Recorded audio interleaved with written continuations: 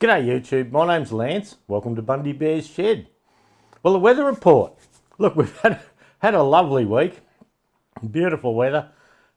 Judy and I were just sitting out the backyard yesterday afternoon having a scotch, and she has a red wine and I had a scotch, and we're just watching a bank of clouds come in.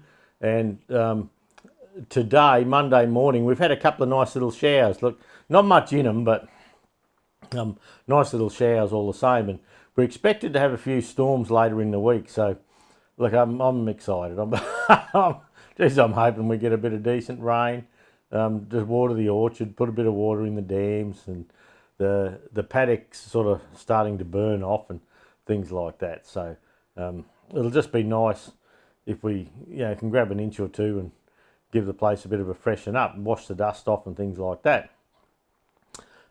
This last week, God, it was a busy week. One of our staff members, Alan, was away on holidays, and he does phone unpacking the parts when they come in under receipt and dispatch. He unpacks the parts there.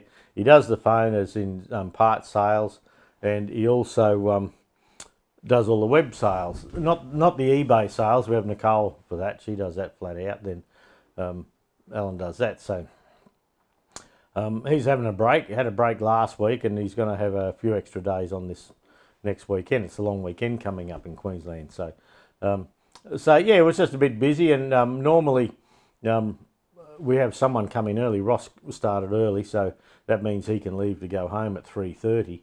And so, yeah, normally where I'd come home of an afternoon and have a fiddle and get organised in the shed and things like that. Well, that didn't happen.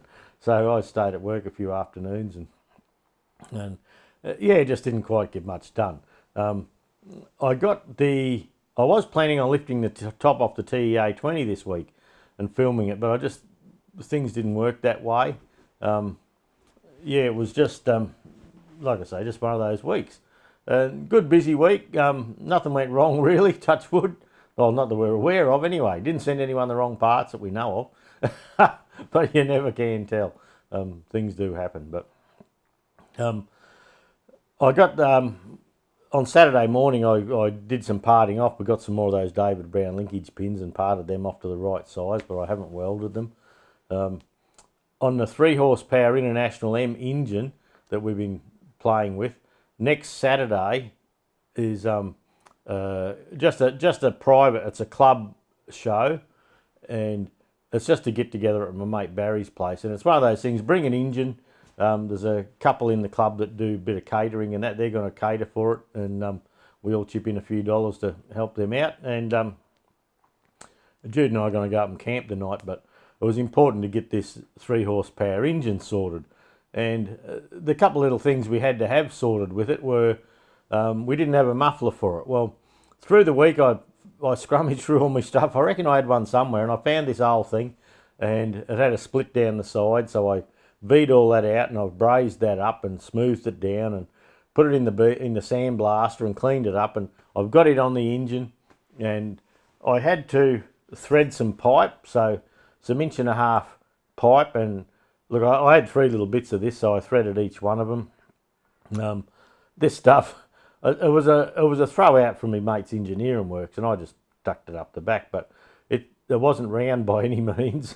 One of them you can actually see inside there that I went in too deep with it, but it screws on nicely. So I did them yesterday morning. Over the weekend, if you can recall, I don't know if you can, some of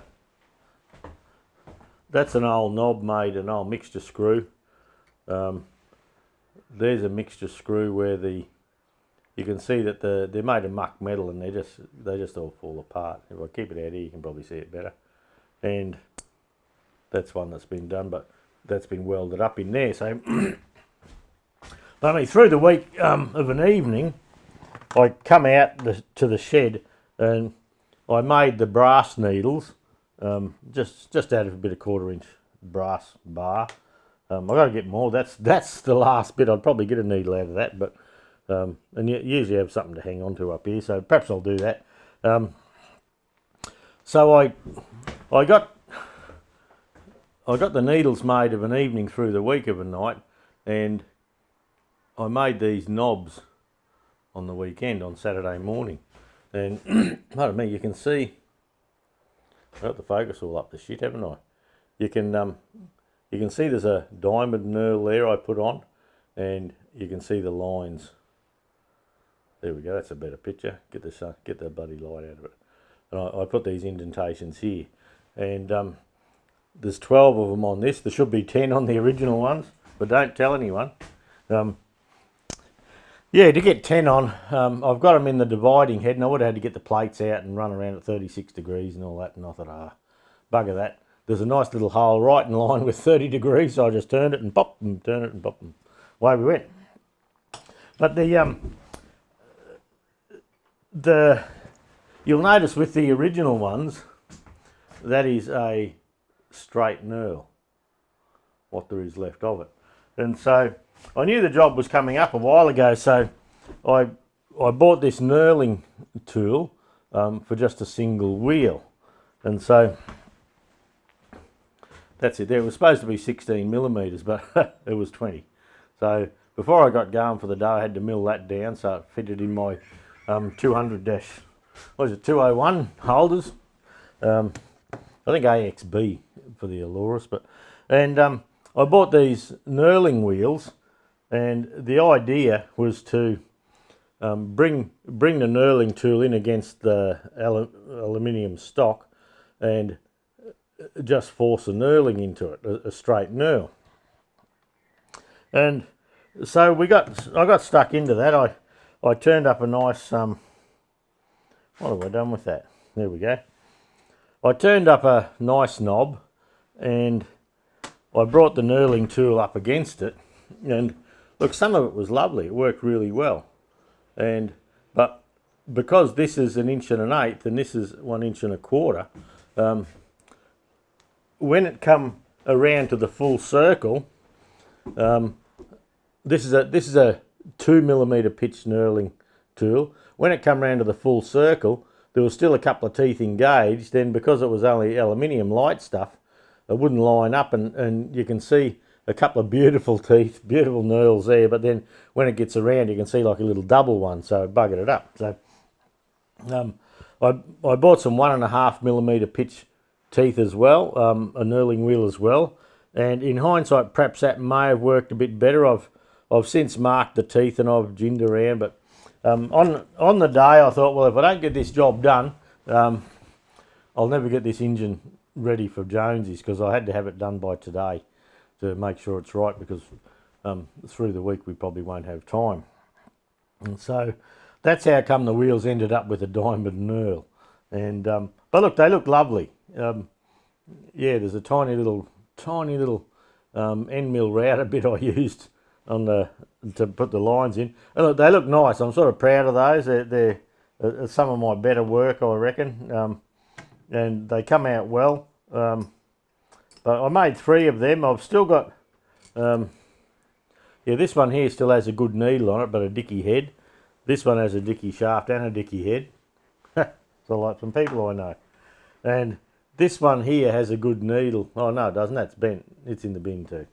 So I'll probably make a couple of spares, because I do have 2, where are we, 2 spare knobs that I turned, just because that used that little piece I had sticking out of the end of the lathe. So I'll probably make some shafts for these fellas and set them up while I got the mill set up, and just do the marks and all that. I'll see if I get to that Savo, I might film doing one of them, and we'll have a 2-part stew, maybe one with the have a chat, and one with a little bit of machine shop stuff. But I've been up in the shed here most of the weekend, and I got the engine running. I've left coolant in it. Like I say, I wasn't sure that I'd fixed the problem last week, so I've left coolant in it, and I went up again this morning and I turned it all over, and there's not a sausage of coolant in there.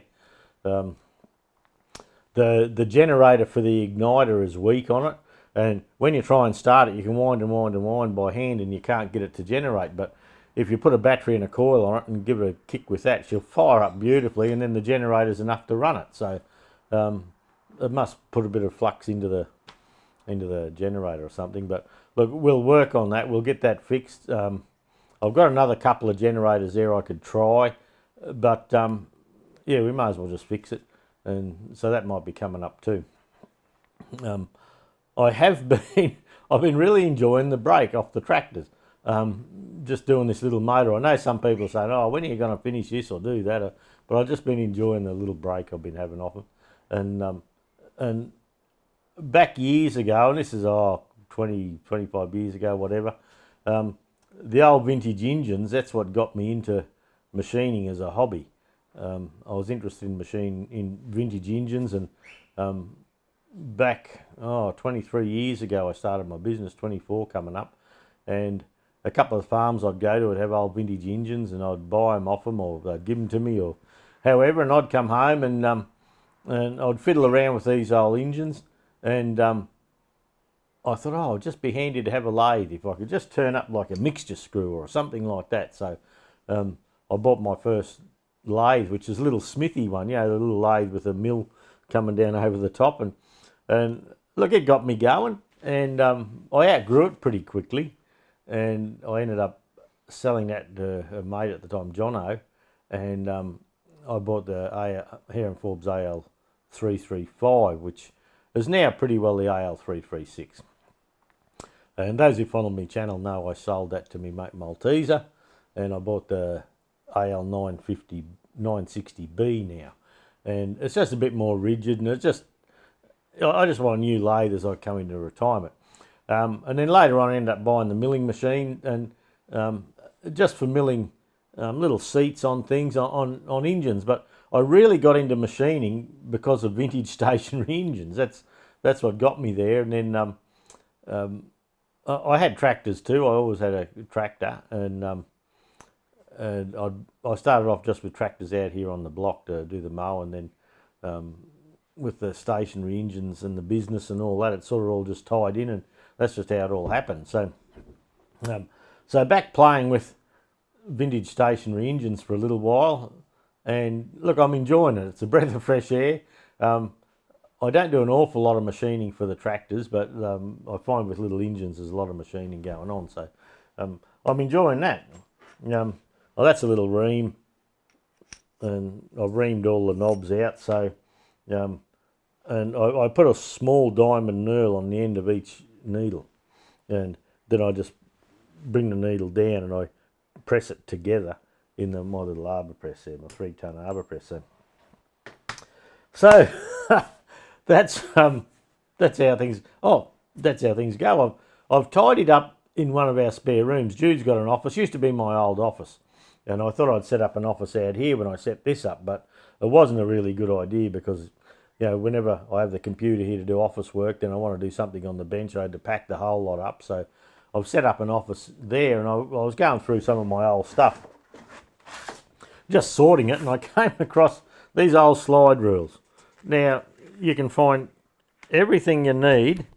I'll just make sure my microphone goes back on. You can find everything you need and more nowadays by just a quick Google search on your phone. But, don't get dirty on me. And this one here is capacity. So, yeah, you can have a look at the little number there and put in number 10. Then if you look this way, read it as 10 inches, and if you look the other way, you read it as 10 millimetres, and it changes it to inches back and forth. So they're a bit of a blast from the past, those things. The work involved in them, like some bugger probably sat down with a and actually hand drafted all that stuff. I wouldn't mind betting, but it was just a bit of a trip down memory lane finding that one. And I also found, and these are things I forgot I had even, and life gets like that, doesn't it? And this other one's is a Bosch hydraulics one, and it's got flow and kilopascals and turbulence in the pipes. I was reading here before. Yeah, turbulence in. I can't bloody read that. But just old slide rules. Just interesting. I'll bring them out here and put them into my machine shop here and tuck them away in a drawer and probably lose them again for 10 years. No worries about that. Okay, on the laser, I found a little program, and it was a gear cutting program, and I thought, oh geez, that's interesting.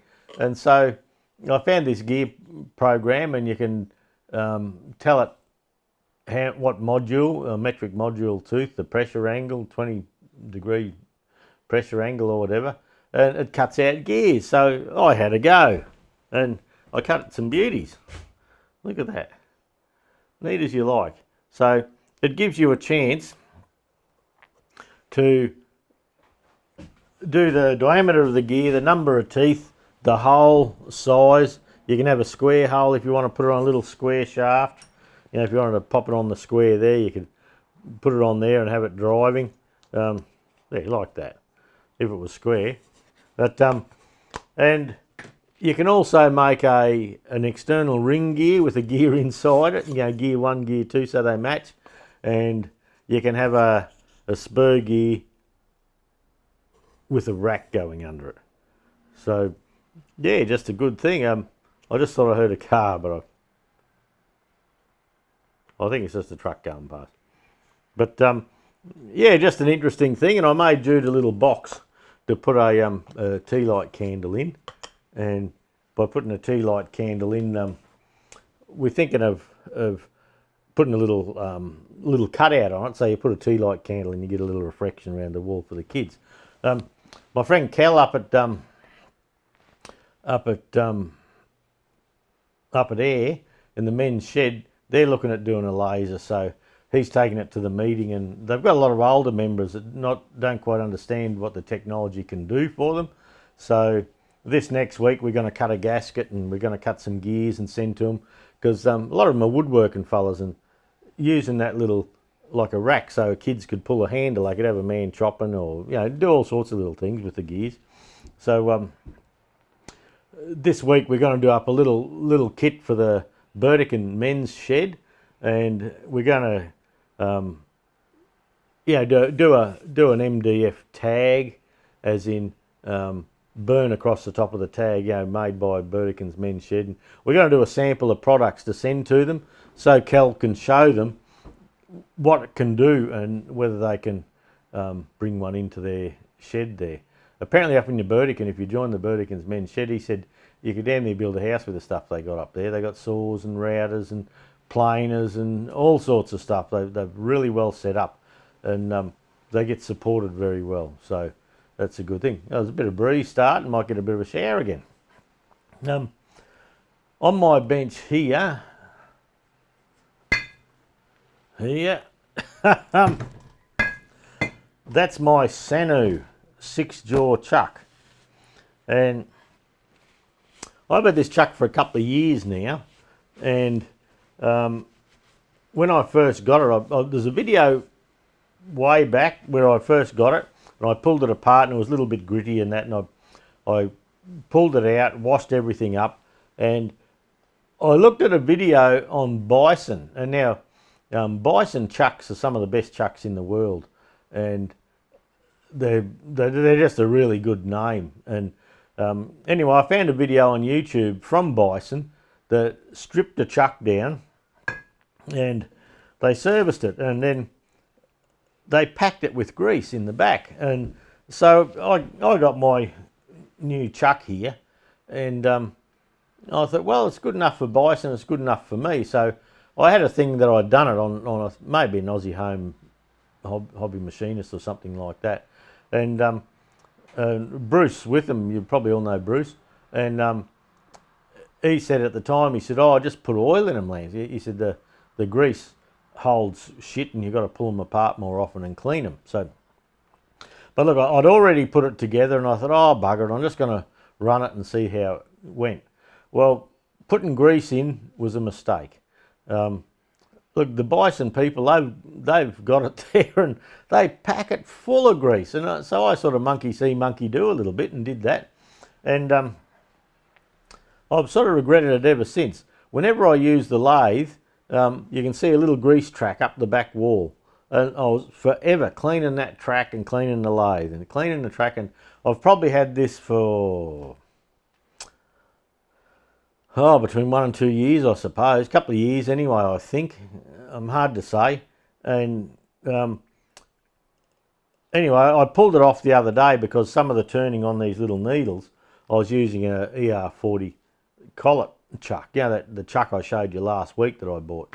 And I had this chuck off, so I made the backing plate when I did it, a D1-4 backing plate, and I gave it room for adjustment on the chuck. And look, this thing is repeatable to within, I think I got to like half a thou or something like that at the time. It was very close, and just by tapping it round, you know, on the shoulder there. So I was a bit hesitant to pull it apart because it's been so good and so accurate and all that. But look, I thought, bugger it, it has been giving me the shits a bit.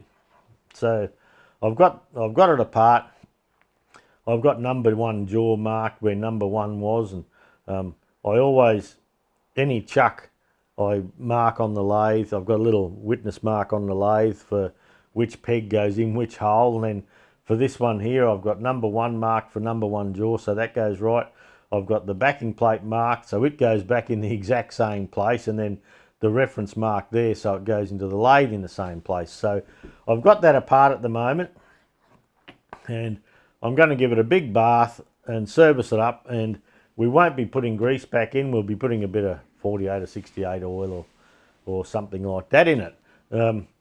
And my 4-jaw chuck that come with the AL960B, it's a bit grubby at the moment. I did a bit of cast with it, and it's a bit grubby, so I might pop it over here too. 4-jaws are quite easy to keep clean. I do have a Sanu 4-jaw. When I bought the 4-jaw, or when I bought the 6-jaw, I bought a 4-jaw with it. And look, they're only Chinese, but look, I've had a good run out of them.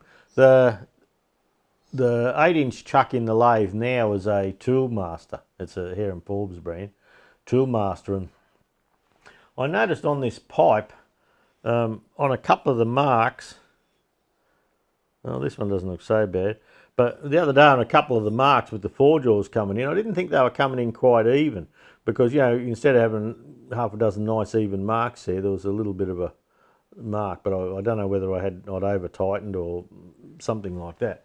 You can do that, but that's a bit of pipe I made for that engine. I can't remember if I told you about that.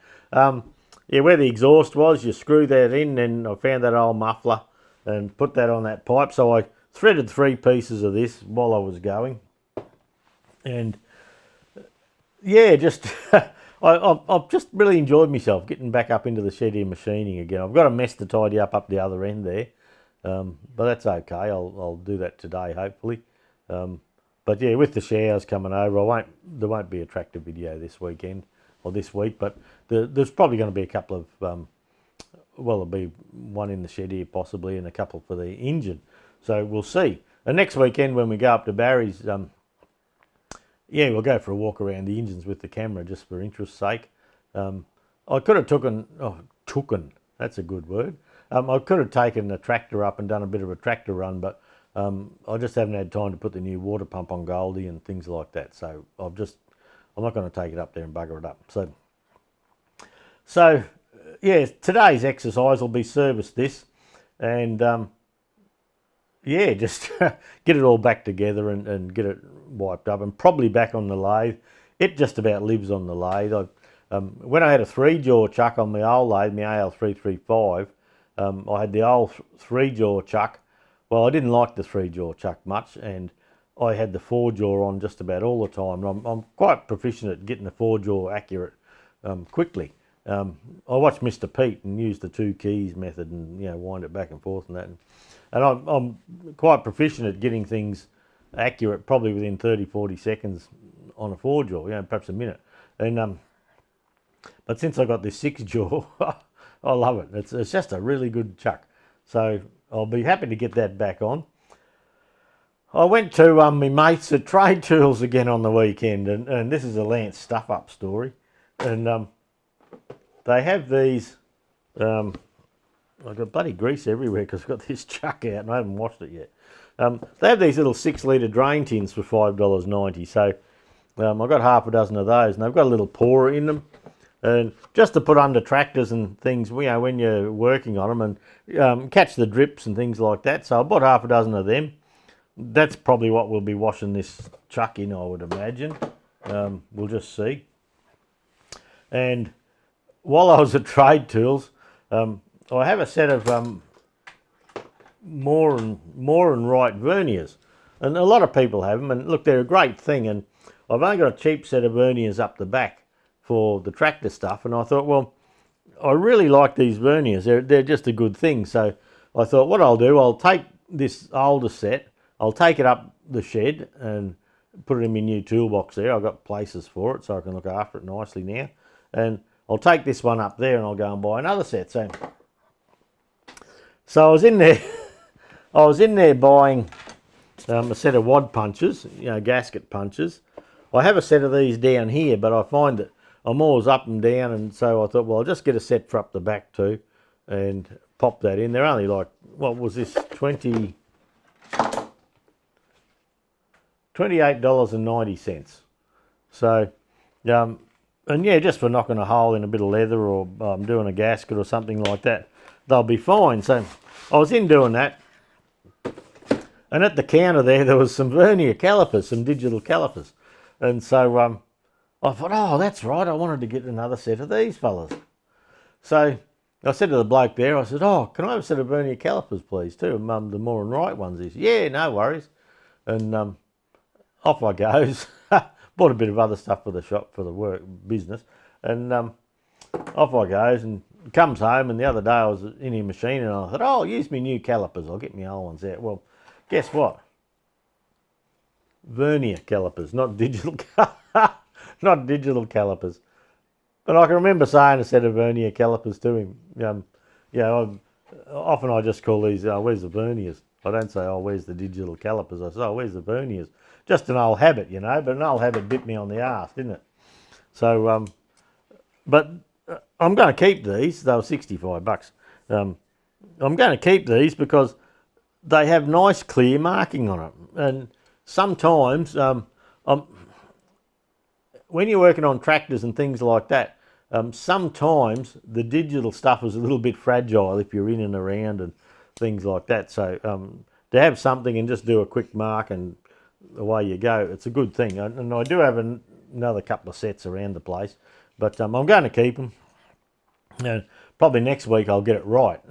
I'll tell them what happened, they'll bloody laugh, and I'll get the terminology right. So so for the moment, they're going to stay in this little, compartment here, and I've got a drawer just for calipers, all sorts. So we've got big berthas and bloody all sorts of things. So anyway, they'll go in there, and I'll just watch what I say next time, won't I? See how I go. But look, that's the stew. That's about all. Oh yeah, I found a book, an operator's book and a parts diagram for that little engine I have up the back there, on how to pull the liner out and how to do all this stuff. So I thought I may have had to pull the liner out, but so far so good. I haven't had to. But yeah, the engine runs okay. It runs pretty good. The other day when I had it running, I put a handheld tacho on, and it was doing 611 RPM. They're rated at 3 horsepower at 600 RPM. So I've slowed it down. I haven't worked out what it is yet. I haven't done another look yet, but probably 400 revs, something like that. I've just slowed it down a bit, and I've got the muffler on now, and it's a lot quieter and all that. So I've still got the old trolley under it. I just haven't had time to look at another one even. And the old trolley, that's my test trolley. Like, it fits a lot of engines. They bolt on. It's steel, and I've got a couple of straps that I can bolt on down through the mounting holes on the engines. And if I need to drill a hole in that trolley, I do. I'll drill a hole in and I bolt an engine to it, and that's when I work on them. They're up off the ground a bit, so you can work on them sitting on a milk crate or something like that. So look, that's it for the stew this week. I'll stop flapping my gums. Hopefully next week I can show you a bit of up at Jonesy's. Jude and I are camping the night up there. The others are camping too. A few of the others are rolling in camping. So it'll be a good social occasion. We'll just enjoy ourselves and see how we go. I didn't tell you. we bought the kids a house last week, so that was why the week was busy as well. We've been looking around for a house and for the kids, and just Judy and I are buying it because we've got the collateral and everything. So we ended up buying them a nice house. We'll take over about Christmas time. There's fellas painters in there at the moment. It's hard to find accommodation, so there's 4 tradies in there at the moment, and they just like to finish their work. So I said, look, they're paying $360 a week rent in there at the moment. So I said, look, how about you stay there till about a week before Christmas, something like that, when you finish your jobs, and then we'll take over from there. Then Judy and I can afford the place and to pay for it and all that for a few months. And then Tim and Ellie, the kids and the grandkids, are going to move in there, and that'll get them out of the other rental market, and hopefully we can work this house and get them on the title when the time's right, when they get their ducks in a row and they can buy it. But it's a lovely place, 2-story. It's got a nice big master bedroom with walk-in robes and ensuite down the bottom. Ensuite on the master bedroom. Then upstairs there's 2 more bedrooms and another bathroom and toilet up there. Another toilet round from the kitchen on the bottom floor, and verandas. It's got a double garage on it that's a bit extra long, so you can fit a workbench up the end. I said to Jude, shit, I could live here. So good flat backyard for the dogs, and all exposed aggregate driveway and full driveway. Look, it's a nice place. We got it a bit cheaper because the yard's a mess. The house needs a good pressure clean off, like there's a bit of mildew on the paint, but the paint's in good order. We're getting pest and building inspections done and all that. So bought the kids a house. Looks like I've got to work a bit longer, eh? That doesn't matter. All right, that's it, everyone. Thanks for stopping by. Have a great week. Like, subscribe, comment if you can. That helps the channel grow. And yeah, I don't know, I'm not a real numbers man, but I do like to see it grow a bit. So, all right, have a good week, everyone. Catch you next week.